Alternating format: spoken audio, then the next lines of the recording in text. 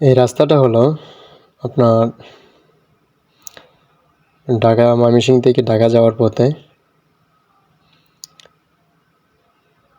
ওটা হচ্ছে কিলকেত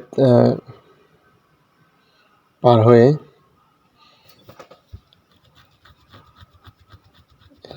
রাস্তাটা হচ্ছে এটা, কিলকেত পার হয়ে আর কি। তো ওই সমস্ত রাস্তায় যখন গাড়ি দিয়ে যাওয়া যায়, চলাফেরা করা যায়, তখন আসলেই মনে হয় যে দেশটা হয়তো বা বাহিরে কোনো একটা দেশের রাস্তার মতো মনে হয়। খুবই ভালো লাগে তখন। আর খুবই দ্রুত, যেখানে আপনার ঘন্টার পর ঘন্টা সময় লেগে যাইতো, এই রাস্তাটা ব্যবহার করলে ওইখানে আপনার 1 ঘন্টার জায়গায় 20 মিনিটেই চলে যাওয়া যায়। খুবই কম সময় লাগে। তবে সবচেয়ে আরেকটা দুঃখের বিষয় হচ্ছে যে আপনার এই সমস্ত রাস্তা থাকার পরেও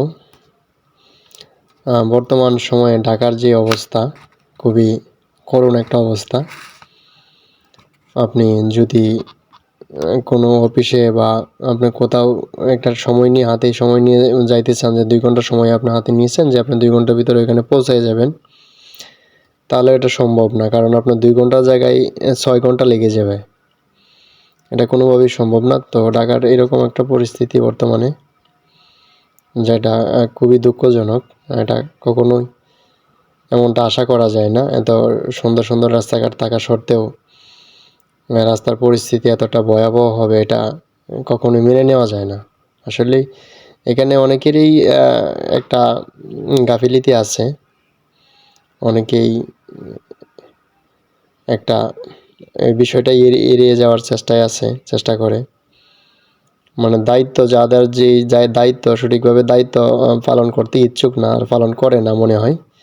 যদি পালন করতো তাহলে এত যানজট থাকতো না ঢাকাতে। কারণ পূর্বেও যেই গাড়িগুলো ছিল এখনও কিন্তু সেই গাড়িগুলাই আছে। গাড়ি কিন্তু আর বাইরে যায় নাই।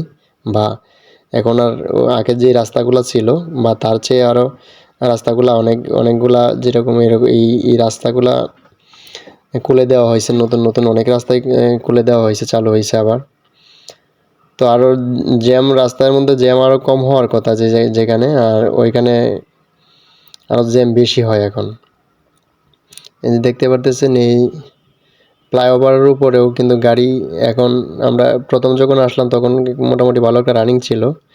এখন কিন্তু ধীরগতি হয়ে যাচ্ছে আস্তে আস্তে।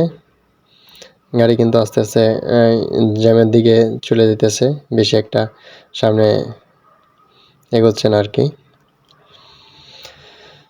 তো সবাই যদি চেষ্টা করে তাহলে পূর্বের মতো আবার রাস্তাগুলা ক্লিয়ার করে রাখতে পারে। আর যদি অলসতা করে বা নিজের দায়িত্ব এড়িয়ে যায় তাহলে